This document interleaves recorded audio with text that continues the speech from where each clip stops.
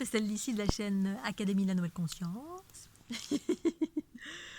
Version numéro 3 des pièges de la matrice. Je voulais faire une troisième petite vidéo parce que j'ai oublié des choses bien évidemment, ou peut-être pas, je sais pas.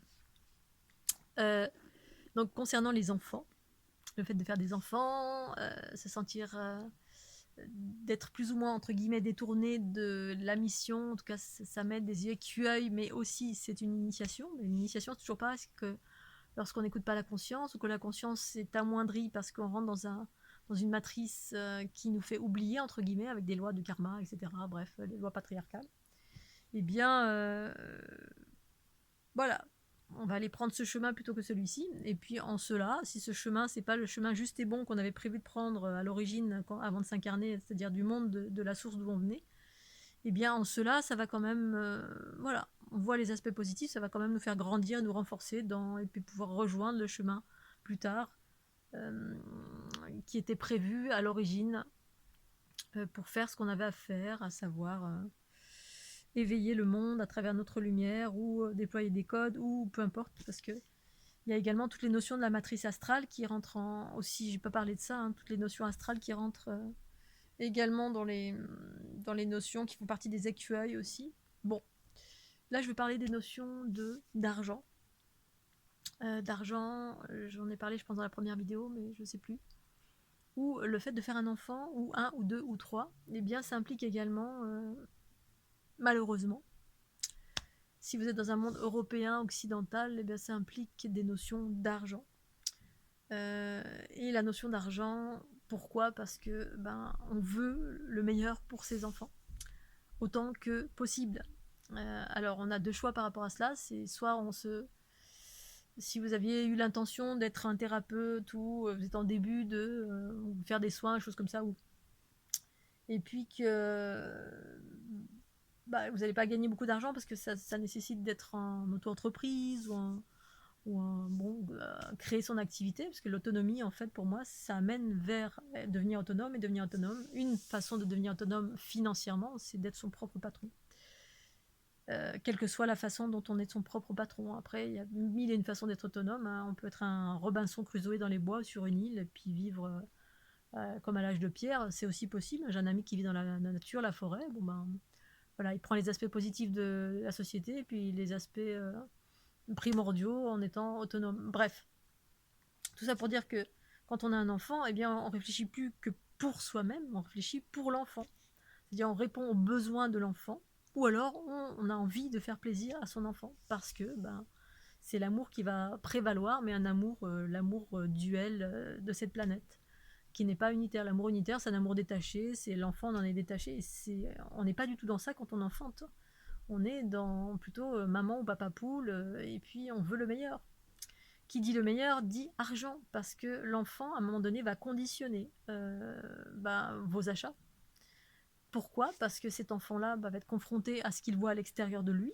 C'est comme vous allez à une boulangerie, et puis là, il y a plein de bonbons bien chimiques, et puis vous lui mettez des œillères pour qu'il ne voit pas. C'est impossible.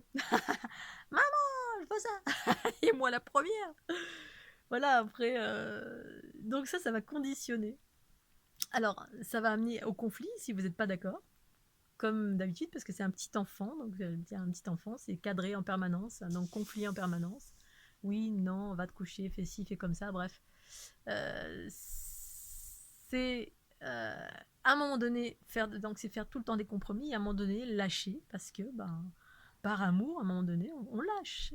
Et alors on lâche sur plein de choses, alors que ce soit le téléphone, l'iPad, l'iPhone, les bonbons chimiques, la nourriture, le McDo, n'importe quoi.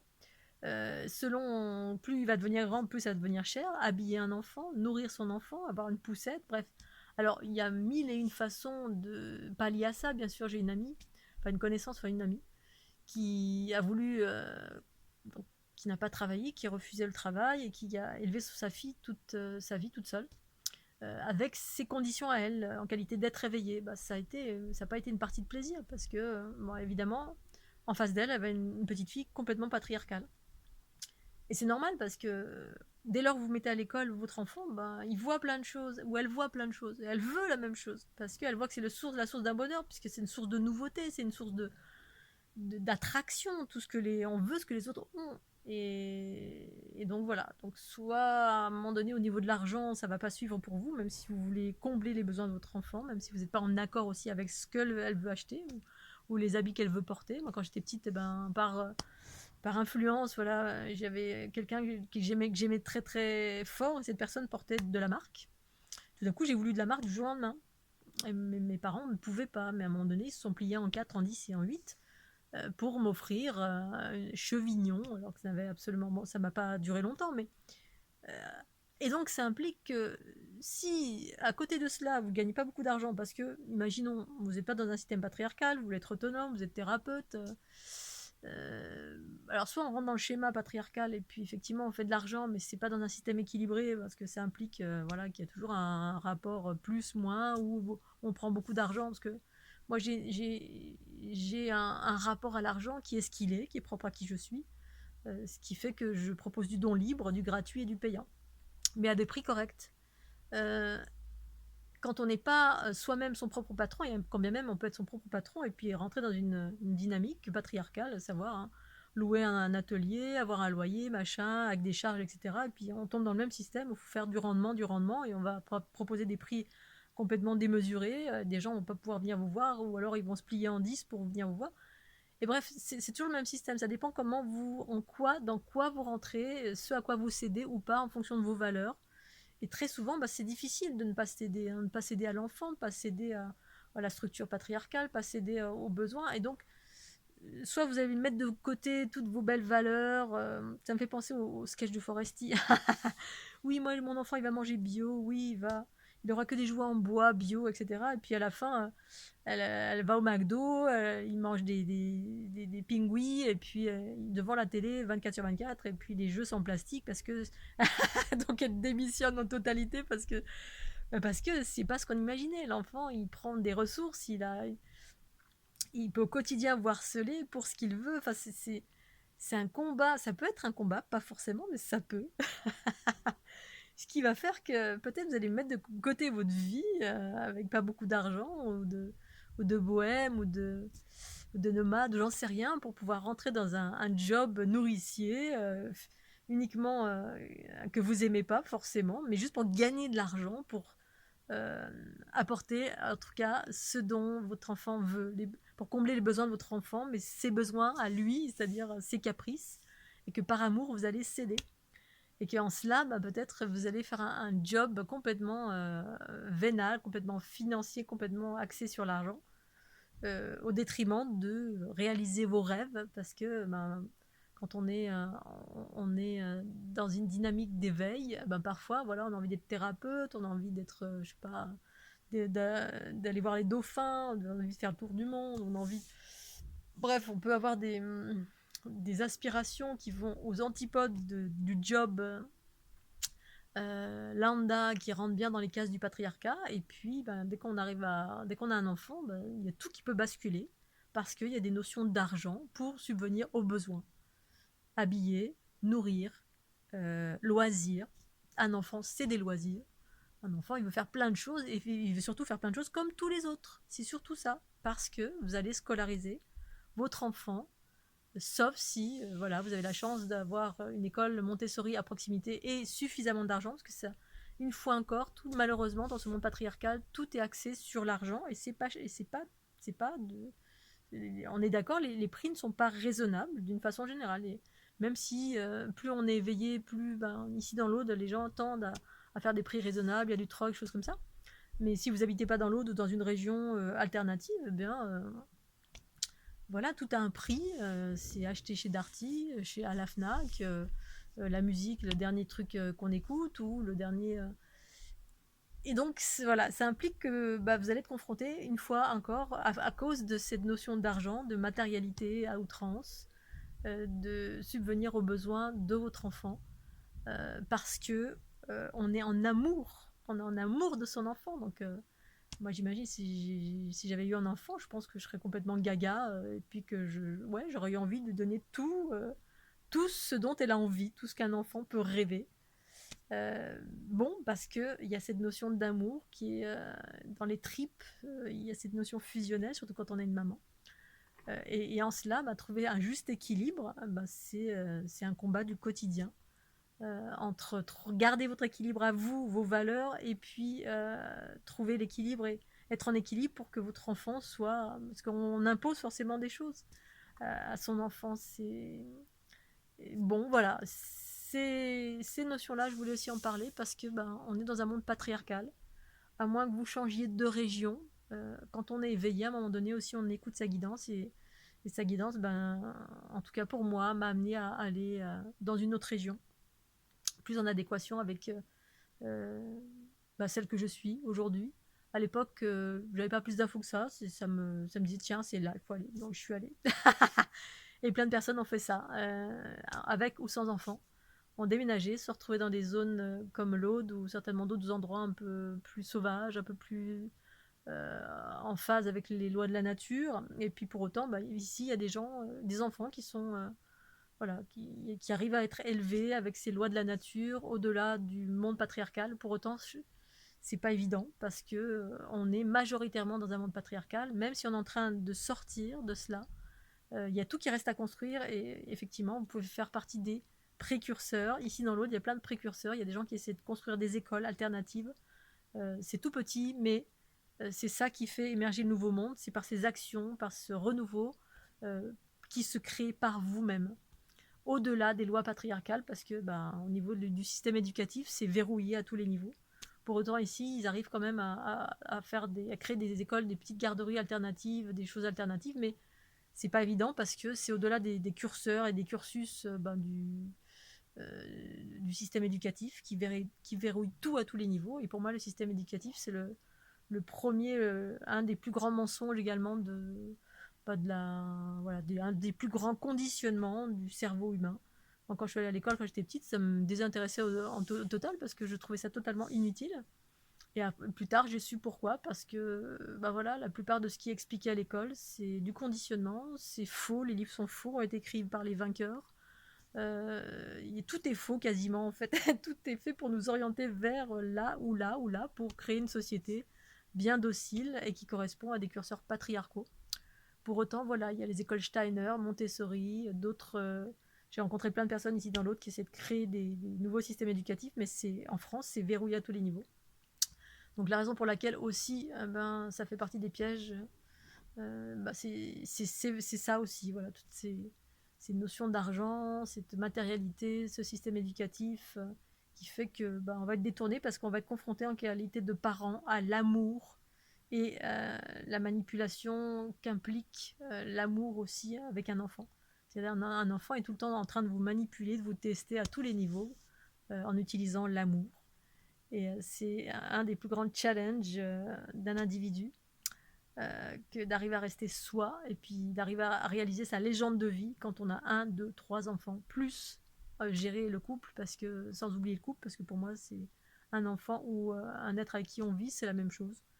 Mais l'enfant c'est encore plus compliqué parce que vraiment vous le formatez du début à la fin, vous le suivez, vous êtes en amour, en fusion, bref, c'est pour tout le temps. Alors que le couple, il peut se désolidariser si demain vous en avez assez de votre chérie. Et encore, il y a toutes ces notions aussi que lorsqu'on fait un enfant, eh bien, voilà, on reste ensemble pour des raisons financières une fois encore.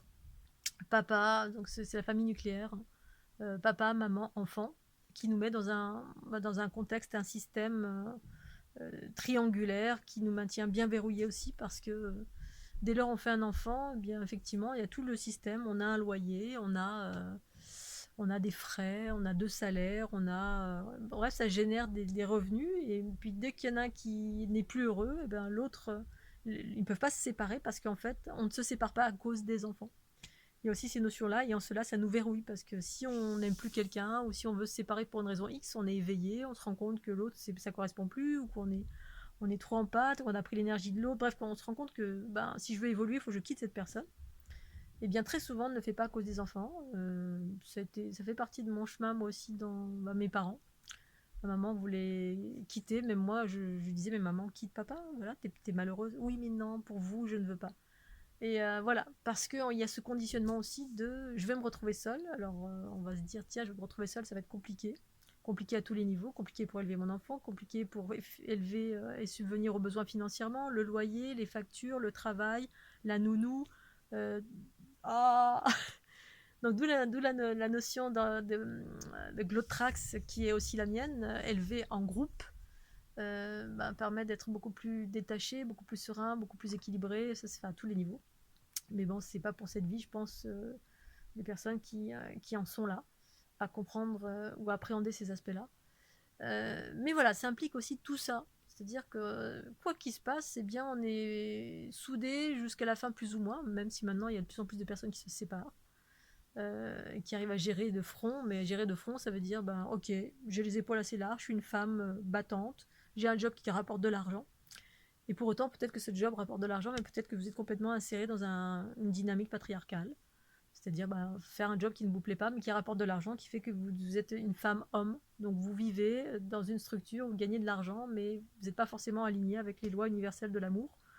Dans une dynamique équilibrée au niveau de l'argent. Mais par contre, ce sera équilibré pour votre enfant, parce que vous pourrez subvenir aux besoins. Mais vous serez déséquilibré par rapport à votre ligne de vie, c'est-à-dire si vous allez vers l'unité, ce sera peut-être pas forcément juste et parfait. Ce dans quoi vous êtes au niveau de votre job, parce que vous n'êtes pas réalisé, vous êtes juste en train de nourrir financièrement pour subvenir à un besoin, c'est-à-dire nourrir la famille, les enfants, quand le papa s'en va et que ça enlève du coup un apport financier parce que vous avez une maison, parce que vous avez un loyer, parce que vous pensez que... Bref, il y a une multitude de choses qui font que, voilà, quand on s'incarne pour certains, et non pas pour tous bien sûr, pour une certaine réalité, manifester quelque chose au niveau de la conscience pour l'ensemble, c'est-à-dire on est là pour une dynamique de rayonner pour l'ensemble, quoi qu'on ait à faire, qu'on soit un guérisseur, qu'on ait des codes à apporter, qu'on ait un... Eh ben, on peut parfois se faire détourner par toute cette dynamique de... Après, certains font des enfants et créent des nouveaux mondes par des enfants. Il y a beaucoup de jeunes indigos qui tout de suite font des enfants, etc. Puis c'est des jeunes éveillés tout de suite parce qu'ils ont une conscience très élevée. Mais pas toujours. Pas toujours. Il y a beaucoup de choses qui ont été détournées aussi à ce niveau-là, dans cette conscience de on fait des enfants, on est là pour faire des enfants, etc. Pour générer un mélange des genres, mais avec une conscience plus élevée. Ça aussi, ça a été détourné. Donc voilà, il y a tous les bémols, il y a toutes les possibilités. Euh, Quand j'étais plus jeune, en fait, quand on devait faire des vœux, vous savez, en fin d'année, fais un vœu, ou que tu as un cil là, tape sur la joue, fais un vœu, il va se réaliser. Mon vœu à moi, c'était la paix sur la terre. Alors, quand on a 12 ans, 10, 12, 15, c'est relativement étrange. Donc, ça caractérisait pour moi, quand je m'en suis rendu compte plus tard, hein, en m'éveillant, voilà, ça correspond vraiment au fait que je suis là pour autre chose. Et que la création sur un autre plan de conscience, eh bien effectivement, c'est pas forcément faire un enfant, c'est considérer l'ensemble comme étant ses enfants. Et moi, c'est comme ça que je le perçois. C'est-à-dire, je considère l'ensemble. Très longtemps, j'ai considéré l'ensemble, l'humanité, comme étant mes enfants. Euh, et l'enfantement, ça prend plein d'expressions différentes. C'est la création également. Création de monde, création de codes, création de nouvelles choses, l'activité, la part créative en soi. Quand on est un artiste, une artiste, quelle que soit la façon qu'on ait d'exprimer une chose. C'est plein de choses, la création. Faire un enfant, ça correspond encore à un processus patriarcal du mélange des genres. Ça peut être aussi un processus, la plupart du temps, de guérison. C'est-à-dire, on a encore un truc à guérir, on fait un enfant, ça nous ancre quelque chose, ou bref. Ça peut être aussi ancrer une nouvelle réalité. Ici, il y a des gens qui sont éveillés et qui font des enfants. Ils sont tous éveillés, très fortement. Mais derrière, il y a encore un mélange des genres, c'est-à-dire il y a encore ce mélange de patriarcat, matriarcat. Pour autant, voilà, ça crée des enfants éveillés, d'un côté d'une lignée matriarcale et patriarcale, parce que la finalité c'est ça, c'est de faire un mélange des genres pour élever tout le monde. Mais c'est pas le lot de tout le monde. J'ai vu des boules de lumière qui normalement n'auraient pas dû enfanter et qui l'ont été quand même parce qu'il y a cette programmation dès qu'on incarne un corps. Donc à vous de savoir où vous en êtes. Je suis en train de juger rien ni personne. C'est des observations, c'est une conscience qui est la mienne. Je la partage, voilà. Maintenant tout est juste et parfait pour chacun parce que chaque chose est une expérience, bien évidemment. Voilà Scooby-Doo. Si ça vous a plu, un petit pouce bleu et puis n'hésitez pas à retrouver mes soins, mes livres sur fleurdelunité.gmail.com, également sur Amazon. Et puis je vous dis à très très bientôt sur la chaîne Académie de la Nouvelle Conscience. Bye bye.